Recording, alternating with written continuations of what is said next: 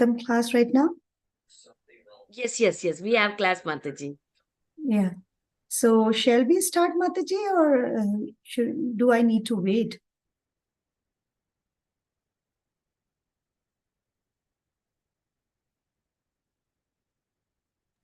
Yeah.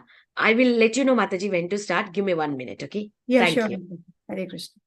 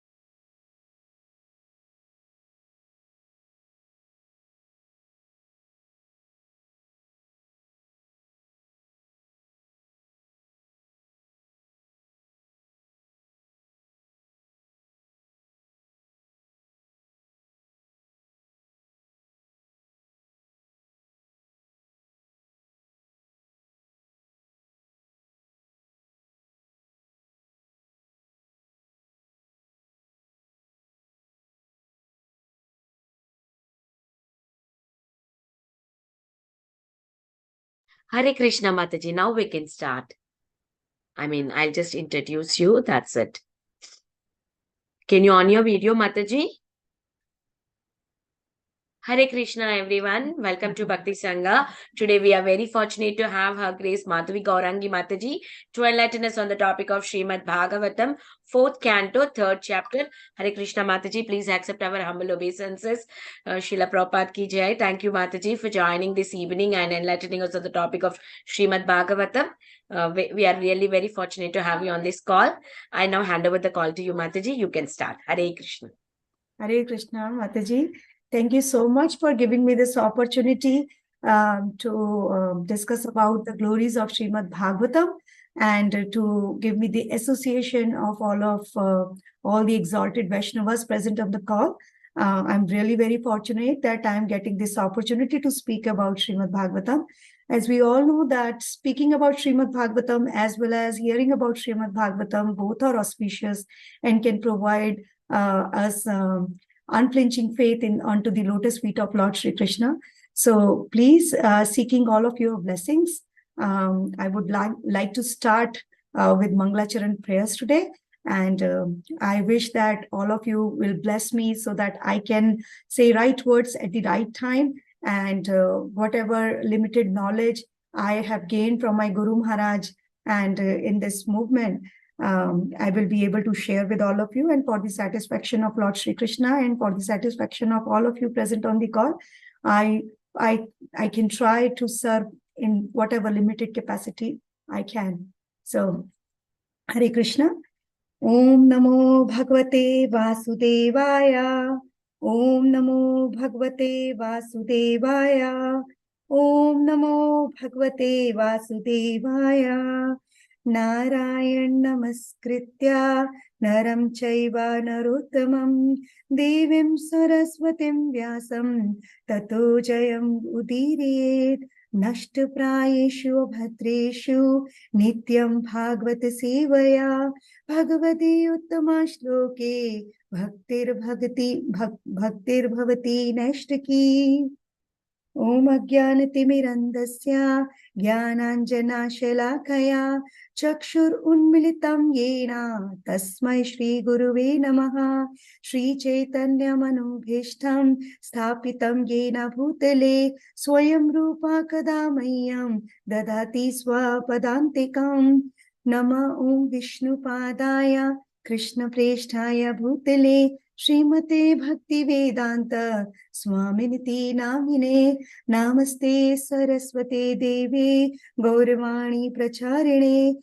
Nirvishesha Shunyavadi Pachatya Deshitarine Jai Shri Krishna Chaitanya Prabhu Nityananda Shri Advaita Gadadhara Shivasadi Gaura Bhakta Vrinda Hare Krishna Krishna Krishna Hare Hare Hare Rama, Rama Rama, Hare Hare, Vancha kalpatarubhyacha, Kripa sindhuva evacha, Patita nama pavanebhyo, Vaishnavebhyo namo namaha. Hare Krishna. So I will share the presentation, although it's a very simple presentation because I'm not a very PowerPoint person. So I hope that all of you will bear with this. So I will try to discuss more and more points from the presentations also, because I just wrote the bullet points in that, and will explain according to the chapter. I hope that's okay with all of you. With all of your blessings, can I proceed? Mataji, is it possible to put the slideshow so that it's big screen? Yes, Mataji. Okay. Thank you, Mataji. Thank you. Hare Krishna. Okay, so again, thank you for giving me this opportunity, and let's start with today's session. Today we are reading from Srimad Bhagavatam, Canto 4, Chapter 3, Talks between Lord Shiva and Sati. So we are continuing our fourth canto, and in last chapter, as we know, why Maitreya, in this chapter, Maitreya ji continued that what was the reason of the misunderstanding between Daksha and his son-in-law, Lord Shiva, and also why Mother Sati destroyed her body. So tension continued between Daksha and Shiva. And then the chief reason for Sati's giving up of her body was that because her father, he began another sacrificial performance. So there was a sacrifice which happened, and then in that assembly, because Lord Shiva did not get up from his seat to pay obeisances to Daksha, and that was the reason Daksha got very angry from Shiva, and he started blaspheming Lord Shiva in the assembly.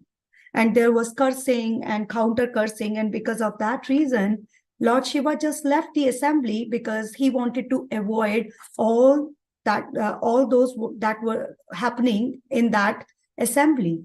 Because Lord Shiva, he is a very great Vaishnava and a very great devotee of the Lord. But do we think that that was just the reason for Daksha to criticize Lord Shiva? So in the purports of later verses in the same chapter, which we are discussing, talks between Shiva and Sati, Srila Prabhupada very kindly and very mercifully gave us the main reason why Daksha was envious of Lord Shiva. It was because Lord Shiva has a superior position than Daksha, because we know that Lord Shiva is the qualitative incarnation of Lord Vishnu.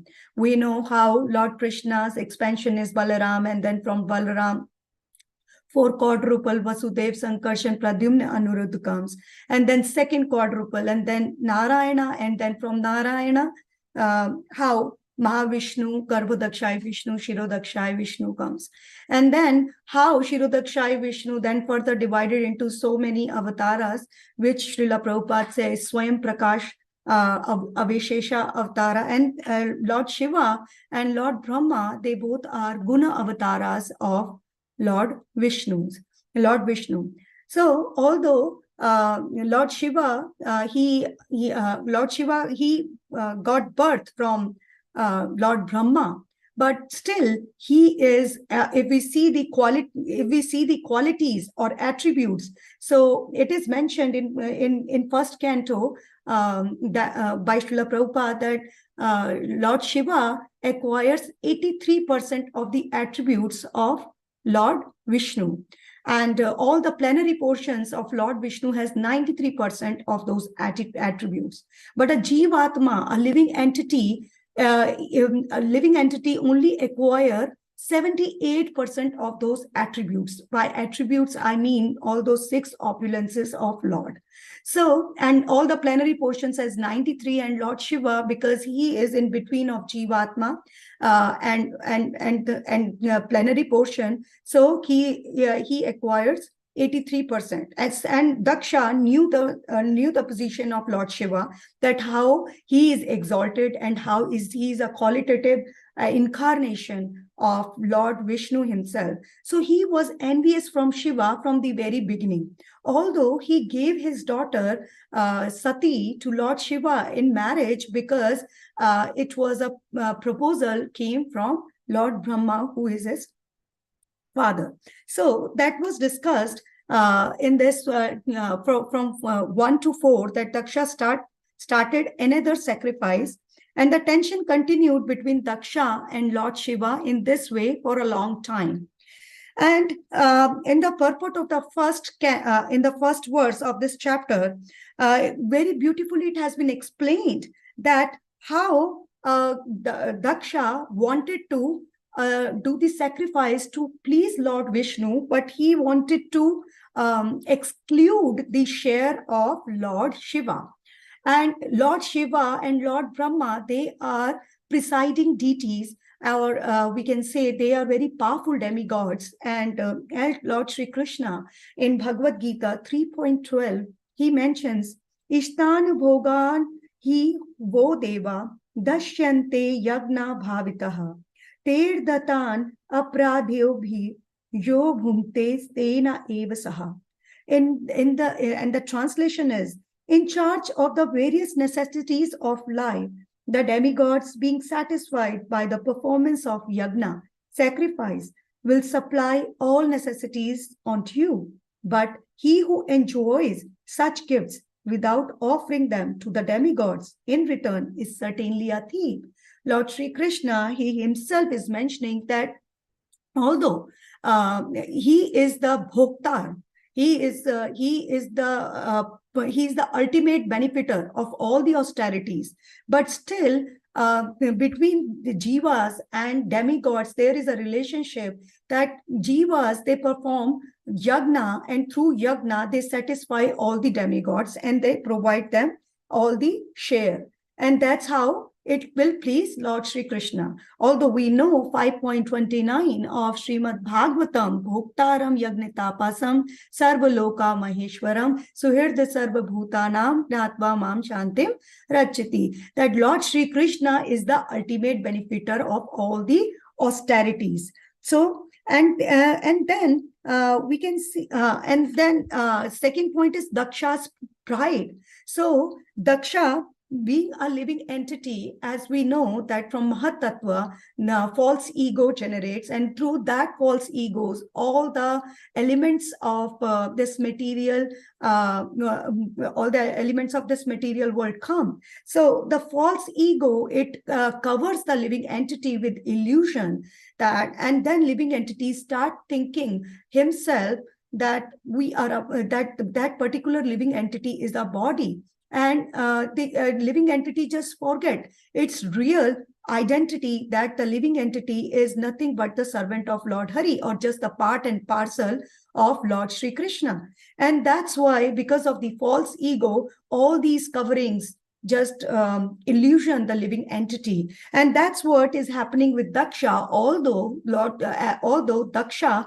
had such an exalted position, his capabilities are inconceivable, but because of false ego, everything got covered up. And he started thinking, he got puffed up with the powers as a Prajapati.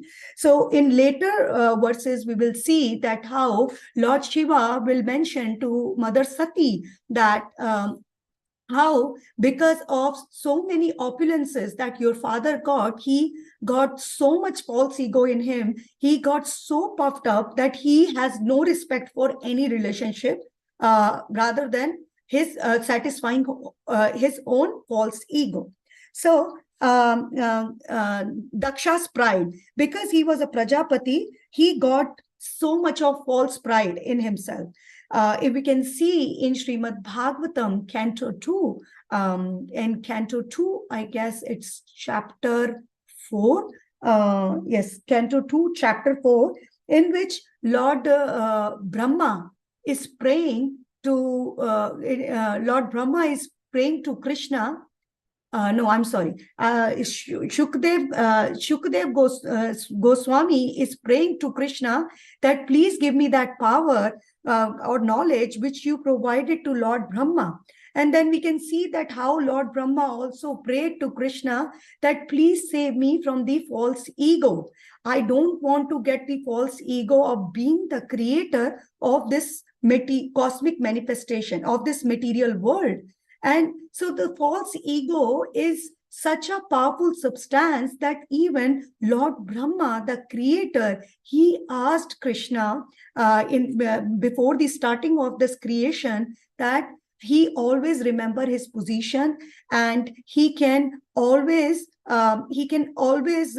aware himself as the secondary creator of this universe. So we can see that how false pride or mistaken identity of a living entity can destroy everything, even if the living entity is situated on a very exalted position. Like we can see Daksha. If we see closely, the entire episode of Mother Sati leaving the body happened because of Daksha's false ego. Now, moving further, Daksha's sacrifice. So Daksha performed a sacrifice, Vajpayee sacrifice, and he became excessively confident that Lord Brahma is on his side. So he started doing another sacrifice, Brihaspati Shava. So Srila Prabhupada in this purport is mentioning that that in the Vedas, if you want to perform Brihaspati Seva, then you have to perform Vajpayee sacrifice before. And that's the reason why Daksha had started this sacrifice again. And then Daksha thought that I am just going to please Lord Vishnu and just take out the and do not give any oblations for Lord Shiva.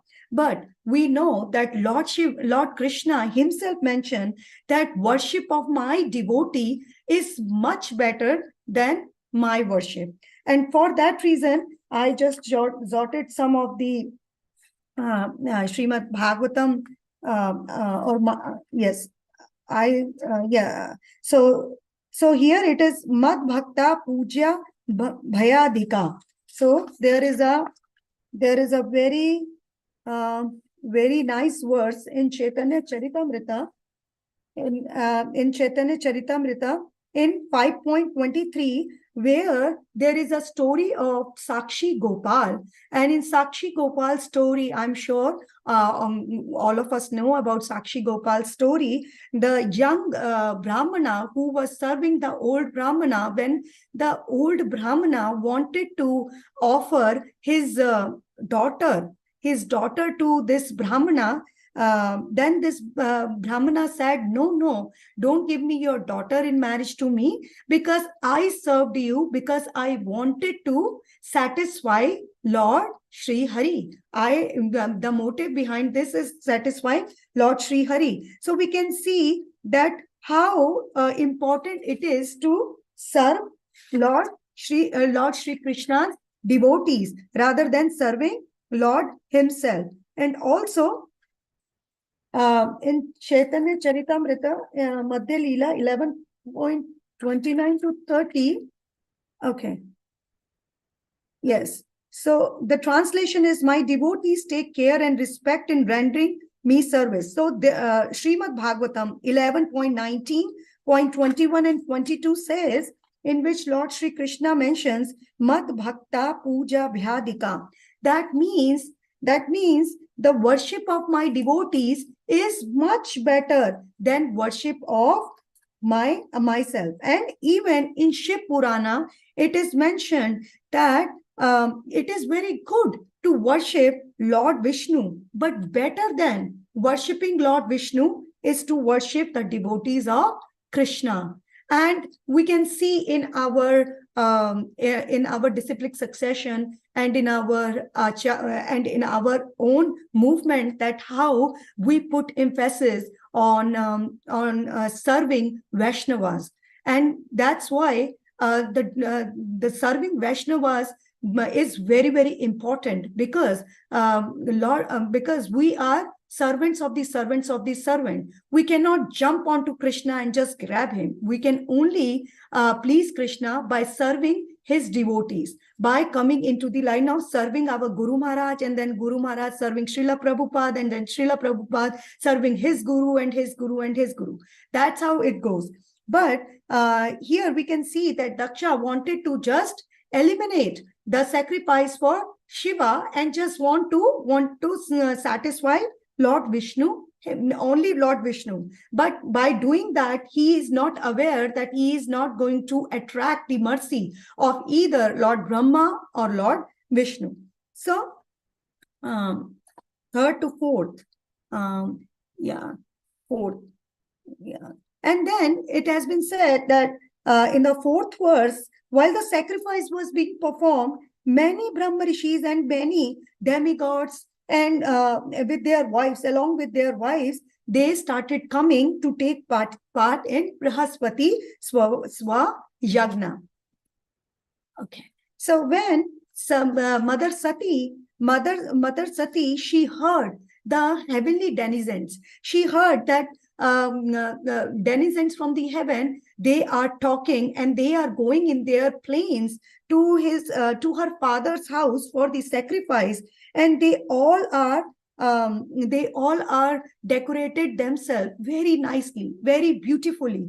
So the desire to go to her father's house became very strong in Mother Sati's mind. And here it mentioned that Lord Shiva's residence is not in this planet. Maybe it is somewhere outside this planet, because she was able to see all the airplanes going on, and she was hearing the conversation between the wives of the wives of the Gandharvas, Vidyadharas, Kinnaras, with conversation between the demigods and their wives. And therefore, when Sati saw all this, when Sati heard the heavenly denizens conversing about the sacrifice being held by her father, and saw the well-dressed, ornamented wives of Upadevas going there, then she spoke to her husband, Lord Shiva, as follows. So we can see that how Mother Sati now will try to convince Lord Shiva that why not we can go and participate in the yagna which is performed by her father. Now we can see that Mother Sati, she is none other than Mahamaya herself, and she is the one who is basically, we can say, the external energy of the Lord, as we always hear in the lectures or in the purports of Srila Prabhupada, always the concert of Lord Shiva, about Lord Shiva, Mother Durga, Mother Parvati, or Mother Sati. But she here, how can she get so bewildered to see the sacrifice which her father was doing? And she knew that there is a tension between my husband and my father, but still her mind and her intelligence got covered with this illusion of attending the ritual and getting dressed up and meeting with her sister and her relatives, and to see what's going on. Like it's when I was reading this chapter, I was thinking that how it's very similar with a mundane with a mundane female, a mundane woman. The thoughts are very similar. But in the later verses, we get to know that how it's very important for anybody to keep the mati or the intelligence always onto the lotus feet of Krishna to get fixed up in the devotional service. And if it is not there, then automatically anything will happen, and then our intelligence and our mind get bewildered, and our intelligence get bewildered, and we want to get inclined to those things which we should not supposed to do. So that's a very important lesson or takeaway. Maybe I was thinking that we can think of that how even Sati got bewildered, and it's the reason that Krishna's Leela Shakti is working all the time for all these pastimes to happen. We can see that Mother Parvati also at the time of Vritasura, also how she cursed Maharaj Chitraketu, but we also know that it was a blessing in disguise. So Mother Parvati or Mother Sati, in this case, we can see that everybody contributes into the pastimes of the Lord. That's why, because Sati, she left her body, and because of that reason, she is in the pages of Srimad Bhagavatam today, and we are reading about her and how she will take birth as a daughter of Himalayas later on in the further chapters we will see. So here, Sati, she started to convince Lord Shiva that, and she started that it's your father-in-law's sacrifice. It's your father-in-law's sacrifice, rather than saying that it's my father is performing a sacrifice, because she wanted to make sure that Lord Shiva also realized that Daksha is his relative also. Sometimes even in our households, we see that when we want, especially for Matajis, when Matajis want something, so they always try to convince their husband through indirect talk. So here, Mother Sati is also trying to attract Lord Shiva's attention by saying that your father-in-law is doing a sacrifice, and all the demigods are going, and my sisters will be there too, and along with their husbands. So, and I also have the willingness and desire to go there. And yes, I also have a willingness to go and desire there. Yeah. So here, Srila Prabhupada in the along with the, and I want to dress up with all the ornaments which has been given to me by my father Daksha.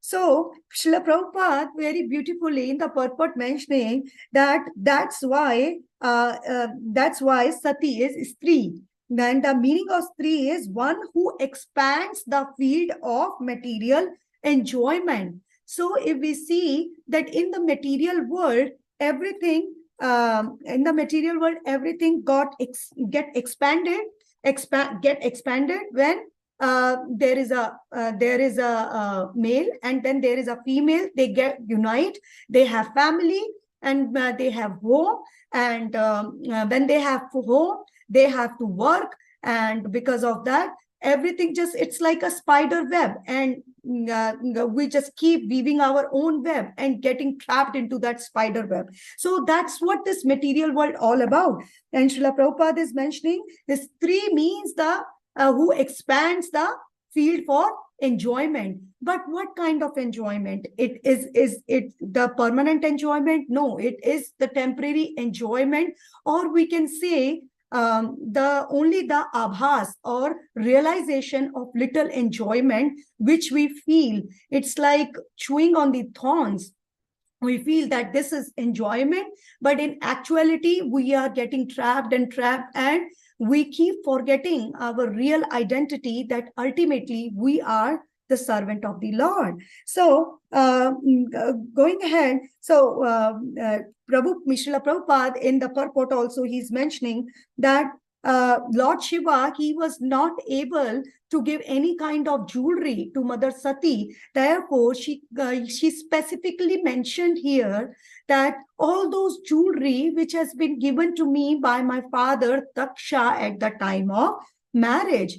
And Srila Prabhupada is mentioning that those who follow Lord Shiva and say that we will have ganja, we will have drugs, they usually take their wife's property and just spend it and get more and more drugs from that. So we can see that Lord Shiva here, he did not sell any of her property. Everything is with her. So we should take, all those people should take the lesson from it. That's what I thought that important to mention here. So I'm just mentioning. Okay. So, and then Sati said, Mother Sati said, I will be able to see my mother, sisters, aunts, and other relatives. And I will be able to see the best sacrifice conducted by the great sages. And then Mother Sati, when she realized that her husband, Lord Shiva, is not talking, so at that point, Mother Sati, she started to convince Lord Shiva by the philosophy here now.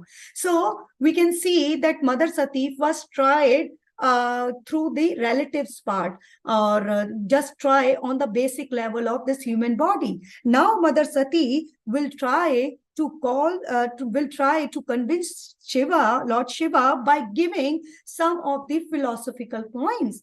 And now Mother Sati is saying in this verse, this manifested cosmos is wonderful creation for the interaction of three material modes or external energy of the Lord. And this truth you know, yet I am a poor woman and I am not conversant with the truth. Therefore, I wish to see my birthplace.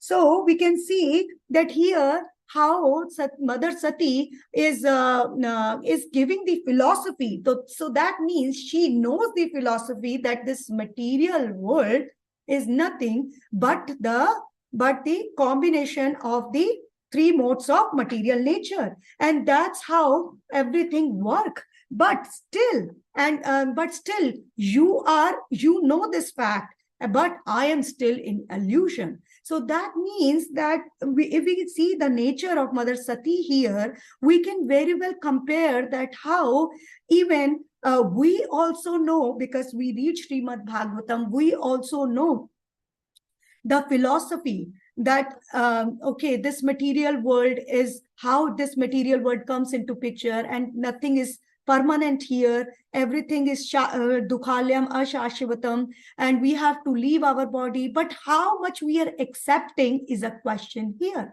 How much we are accepting is a big question here. So Mother Sati, she did not accept this fact that yes, she is that yes, that's the truth, that's the real truth. But she is convincing Lord Shiva and telling him that you know this truth, but I don't know this truth, because she want her desire to go to her parents' house. She wanted that desire to get fulfilled. So with that conviction, she wanted to convince Lord Shiva that because he is an exalted devotee and I am not on that platform, so kindly please be merciful on me and please come with me, and please consider this proposal of going to your father-in-law's house. So that's why here Lord Shiva, she addressed Lord Shiva as Aja. So many a times in Srimad Bhagavatam, Lord Brahma is called Aja. Aja means who has no parents, who have no parents, no father or no mother. And Lord Brahma is called Aja because he just came out of the lotus flower from the navel of Garbhodakshaya Vishnu, and he did not know who are their parents. But here, because Lord Shiva, he came from the eyebrows of Lord Brahma. So he had, if we see, then Lord Brahma is father of Lord Shiva. But here, he was addressed as Aja because because Srila Prabhupada is saying, because he transcended the bondage of birth and death, or he is the one who has realized his eternal position. And what is the eternal position? The eternal position is that he is the devotee, he is the servant of Lord Sri Krishna. He is, how he is related with Krishna, he has full information of it. That's why he is situated in that eternal position. And that's why he has been called Aja by Sati. And then Sati, in the same purport, is very kindly convincing Lord Shiva. She is saying that this material world is the perverted reflection of the spiritual world, and everything is illusion here. So that's why I am in illusion also. And here a name Yosit is given to the to the woman. And Prabhupada is saying, and in Bhagavatam also there is a verse, Srimad Bhagavatam, Canto 3, 31 chapter, in text 34, Teshav Ashanteshu Muteshu Khanditas Masva Asadhushu Sangam Na Kuryaj Chokshashu Yosit Krida Mrigeshu Cha. And the translation goes like that: one should not associate with a coarse fool who is bereft of the knowledge of self-realization and who is no more than a dancing dog in the hands of a woman. So here also Yosit word has been used, and therefore Prabhupada is saying that Shiva, Lord Shiva, for Lord Shiva, because he was not a person who is in the hands of women, but Mother Sati is trying to convince him again and again by telling him that how she is a poor woman, and because she is a poor woman, she is in illusion and she don't know the facts of this material world. That's why her mind and her intelligence is bewildered, and she want to go to her parents, although she know that there was a big tension between Shiva and her father Daksha. So here we can understand that how important it is to be fixed in our tattva gyan, or in our bhakti, because sometimes what happens when the illusions in life come, then all the knowledge, all the gyan, they just get closed in the books.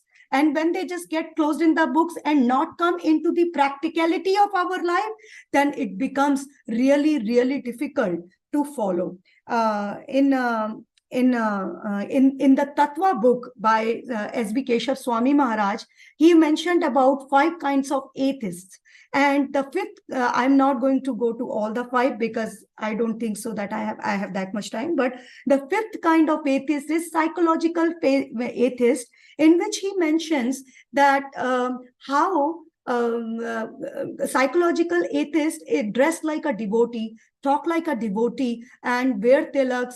But when in actuality unfavorable circumstances come, then he has no faith in Krishna. He just try to take different measures to help himself. So how much of a psychological devotee atheist we are, that's what the point which S.B. Keshav Swami Maharaj was mentioning. So I thought that it's really interesting that how Mother Sati, she is talking so much about the philosophy herself, and whatever she mentioned is really true and according to the Shastras, but she is not applying it on herself, and she has such a strong desire to go and participate in the yajna which is performed by her father.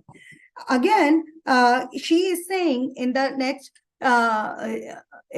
verse, verse number 12, that I am O never born, O blue-throated one. Not only my relatives, but also other women are dressing in nice clothes and decorated herself. So I also want to go. So here also the word abhava came for Lord Shiva, which means one who is never born. And again, one who is never born, that means, Prabhupada has mentioned here again, that abhava means one who has one who has never felt material miseries, one who has no miseries in life. That's the explanation which Prabhupada mentioned. And here also Prabhupada gave the explanation that Lord Shiva, he is not never born because he was born through Brahma. So here abhava word come because that we can understand that one who has never felt material miseries. And Sati, Mother Sati, is convincing her husband that you are blue-throated. That's Siti Kanta, blue-throated because Lord Shiva drank poison in order to save the entire universe from the ill effects of the poison. So Mother Sati is making the point here that you are so exalted that for keeping everybody alive, you just swallowed the poison. But what about the mercy? What about the mercy? I also want the mercy on me because I'm a poor woman and I'm your wife.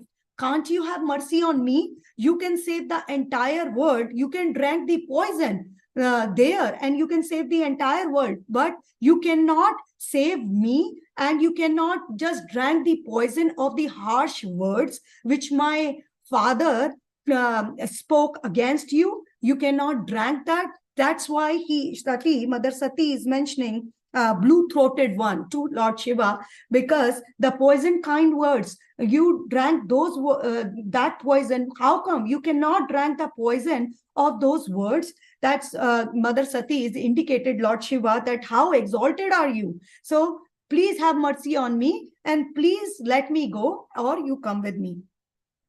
And then Mother Sati finally she is saying that please be merciful on me and show your kindness toward me, and you have accepted me as half of your body, so please oblige me. So now here till this point, Mother Sati was trying to convince Lord Shiva again and again and again. And Shiva, he was not saying anything. But now, after hearing all those repetitive prayers from Mother Sati, Lord Shiva smiled while remembering Daksha's harsh words. So in the purport, it comes of verse 15 that why Lord Shiva, he was smiling and trying to reply to Mother Sati, but he was remembering the harsh words of Daksha. So how it happened that Lord Shiva, who is always in trance, and Lord Shiva, who never felt any material miseries, then how he was remembering the Daksha's harsh words and it was paining his heart. So for that explanation, Srila Vishwanath Chakravarti Thakur in the purport mentions that Lord Shiva, although he is Atmaram, but he is the qualitative incarnation of the Lord in the mode of ignorance. And therefore, because of that, sometimes he feels the pleasure and pain of this material world also. But in the spiritual world, pleasure and pain are also there, but pleasure and pain in the material world always provide happiness there. We can see that in Damodar Leela, even Lord Sri Krishna, he was getting so afraid from Mother Yashoda, but still he was crying and weeping, but there was pleasure in his heart because he was tasting the motherly affection, the parental, the Vatsalya Ras from Mother Yashoda.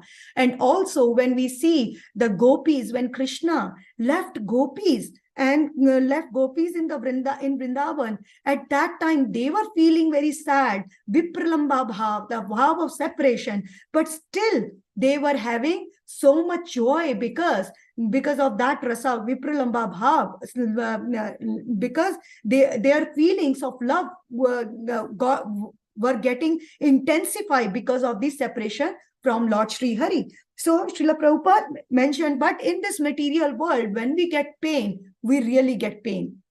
We really feel sad. We become so sad from inside. And that's what Lord Shiva is feeling here. Because of this reason, Srila Vishwanath Chakravarti Thakur, as I explained, gave a very nice explanation why it happened to Lord Shiva.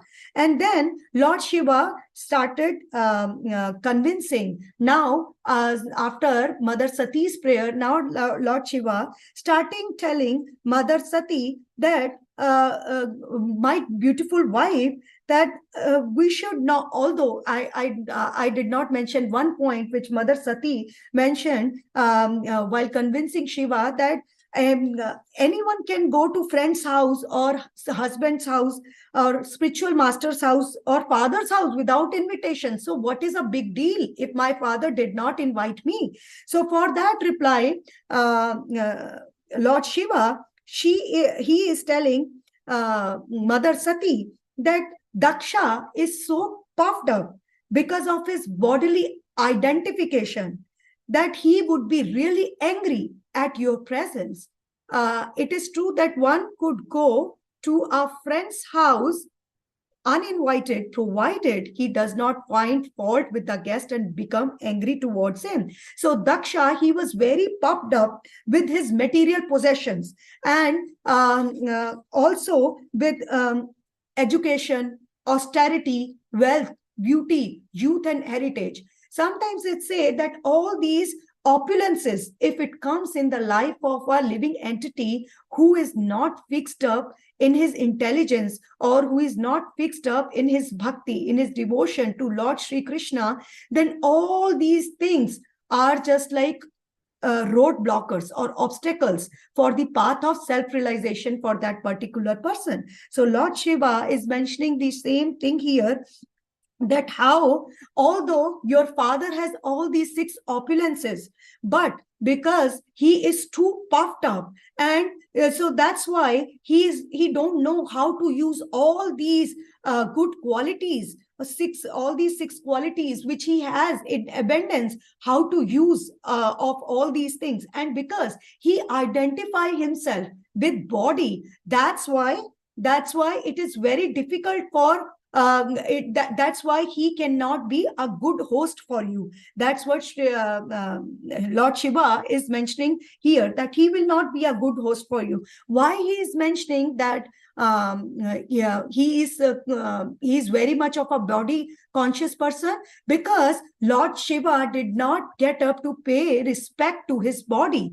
Although Lord Shiva at that time in the assembly, at the time of Yagna, he was in Samadhi, he was in trance, and he was paying obeisances to Lord Hari. Basically, when we pay obeisances to each other also, so it is not the body, it's not for the body, but it's for the Shirodakshai Vishnu who is present in all of our heart.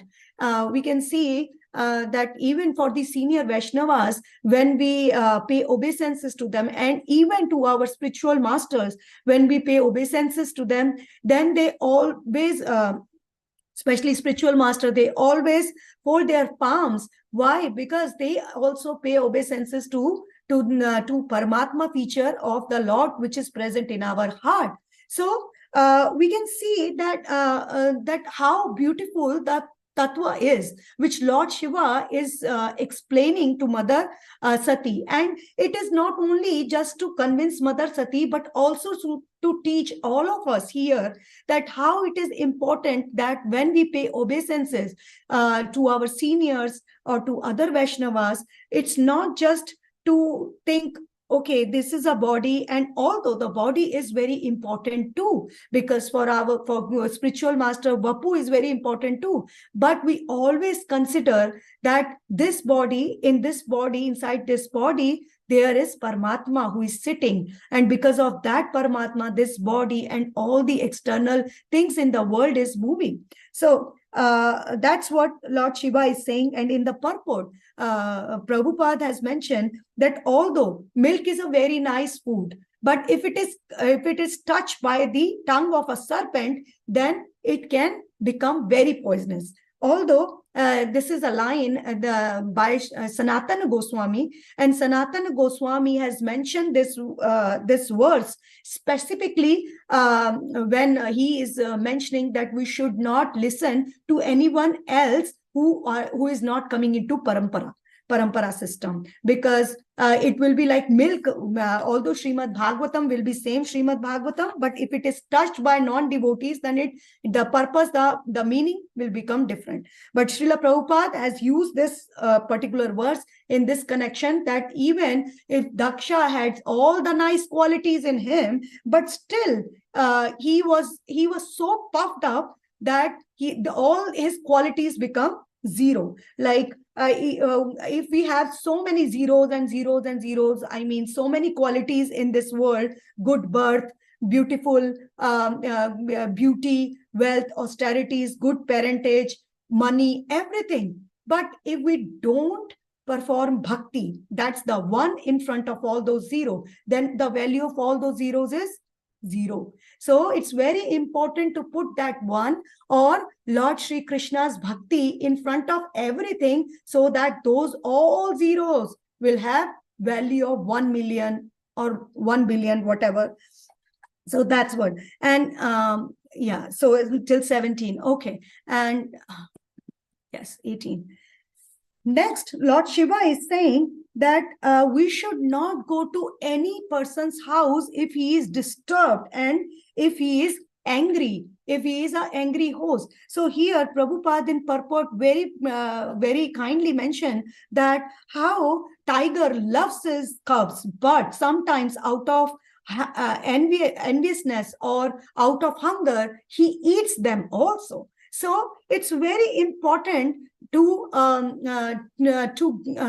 gaze how the host is. If he's angry, he's disturbed, then we should not go to his house, because no matter what, something bad is going to happen if the host is such an angry host. And that's why Lord Shiva is saying that Sati was advised not to go to her father's house, because to accept such a father as a relative and to go his house without being properly invited was not suitable.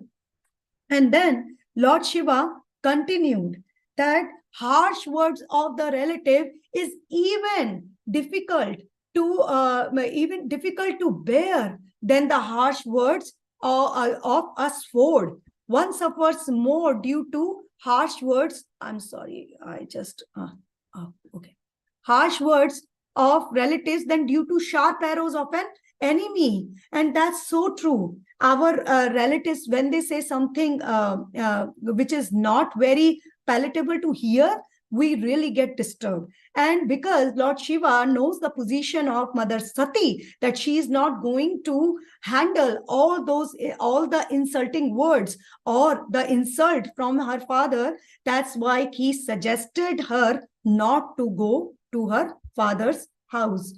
I'm sorry, I'm running out of time, so maybe I will just your connection. Yeah. And then Lord Shiva said, because you are connected with me, so that's why it is very, very important that you should not go, because he is your father. Although you are a pet daughter, but your father knows that you're connected with me and he is envious of me. That's the reason that he is not going to give you respect which you deserve.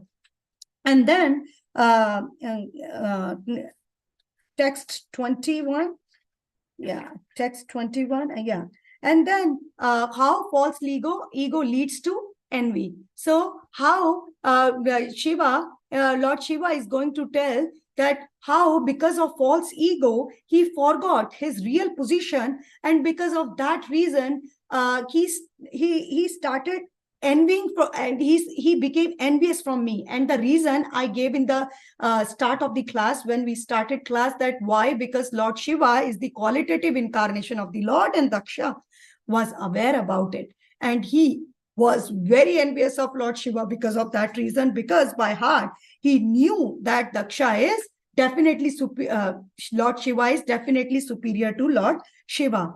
And that's why I am going to discuss verse number 23rd, because it's very, very important and almost the last.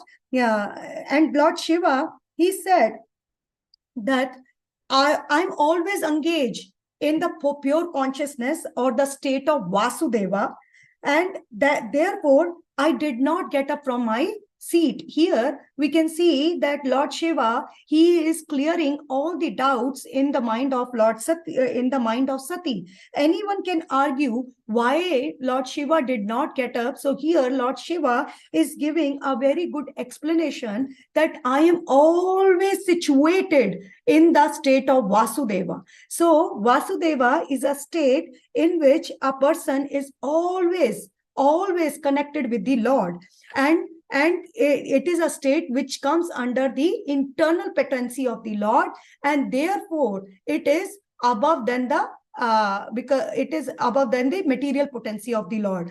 And all the time, one who is situated in Vasudeva stage, he is always connected with the Lord. So here it says that, or it's also called Shuddha Sattva. Shuddha Sattva. So transcendental position.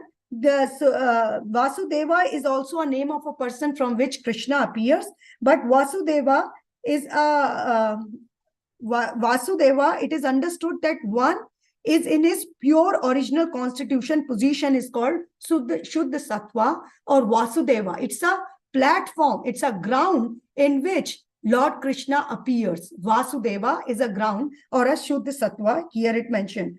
And Srila Jiva Goswami has very nicely described in his Bhagavad Sandarbha that Ashtottar Sata, we always do Prem Dhwani by saying Ashtottar Sata, 108, and is added to the name of spiritual master. And Ashtottar Sata means Shuddha Sattva. That's explained by Jiva Goswami in his Bhagavad Sandarbha. So Vasudeva is the ground wherein Vasudeva, the supreme personality of Godhead, is revealed. And therefore Lord Shiva is mentioning that in my heart I am always filled with Vasudeva,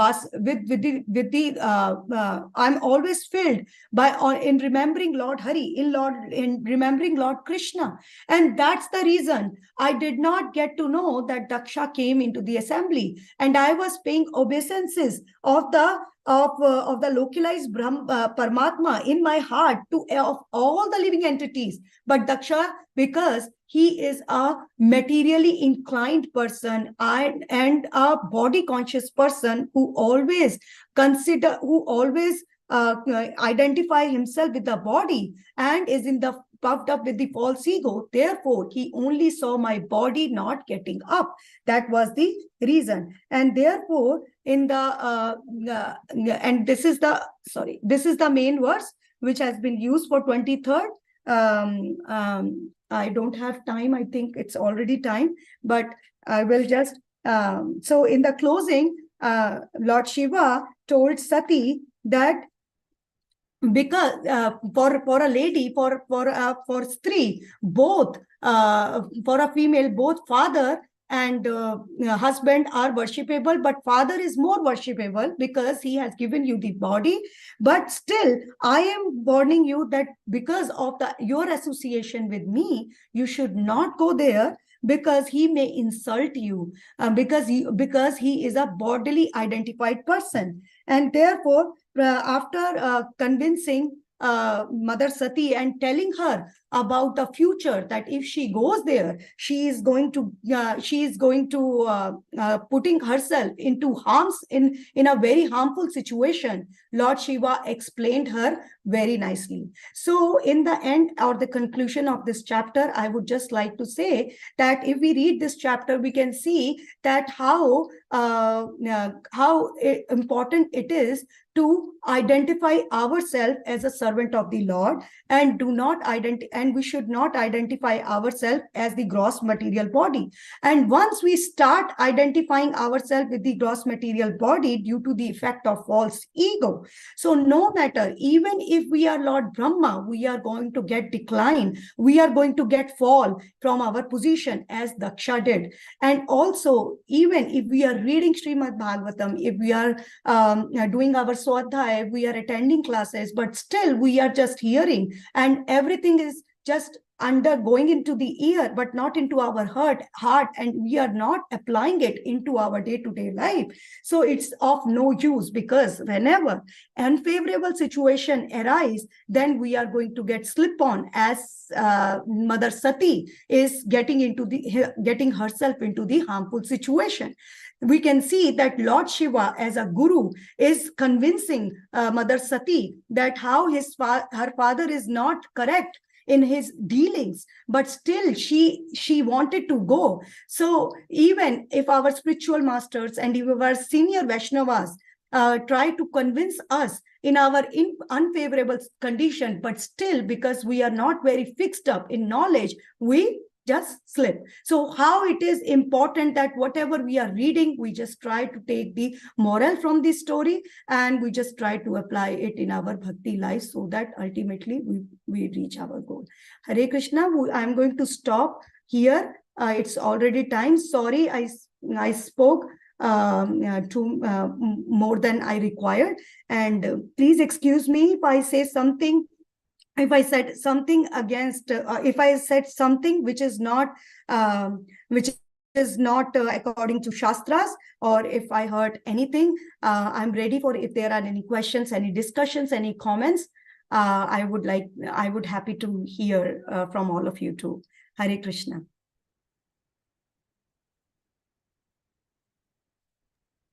Hare Krishna Mataji, Dandavat Pranam. Thank you so much, Mataji, for the summary of this chapter. I really like the way you summarized everything, and the way you are relating how Mother Sati was also like us. When we want to please our husband, we do try in a different ways. The way you are relating, yes, I feel, yes. So nice. These pastimes do look like a material pastimes, but that they are not, and they are spiritual. It just to show that how the relationships work here and even in the spiritual world. So nice, Mataji. Very, very beautiful class. I really like all the points that you are sharing about how the devotee, we need to be more cautious about giving respect and to the devotees, more directly doing devotion to the Lord himself. That how you are explaining that Daksha was directly wanted to do a worship to Vishnu, avoiding the devotees. So we should not do that. Thank you, Mataji. I don't have any questions, but a very, very beautiful summary. Thank you, We open the forum for the question and answer. If anybody having any questions, realizations, thank you, please go ahead.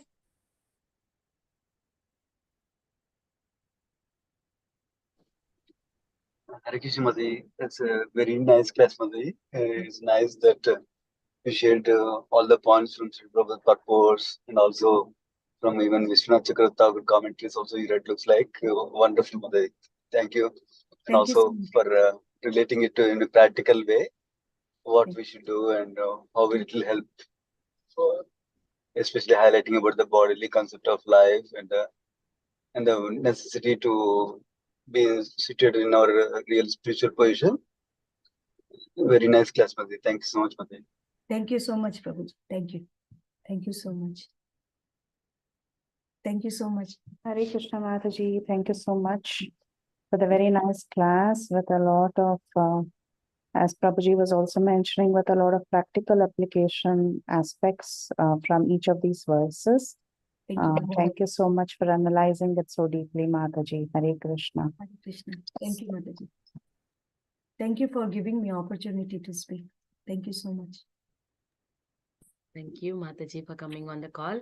Is there any more devotees having any realizations? Please go ahead, or else we can close the call here. Yeah, thank you. Thank you, Mataji. Once again, वाञ्छकल्पतरुभ्यश्च कृपा सिन्धुभ्येव च पतितानां पावनेभ्यो वैष्णवेभ्यो नमो नमः।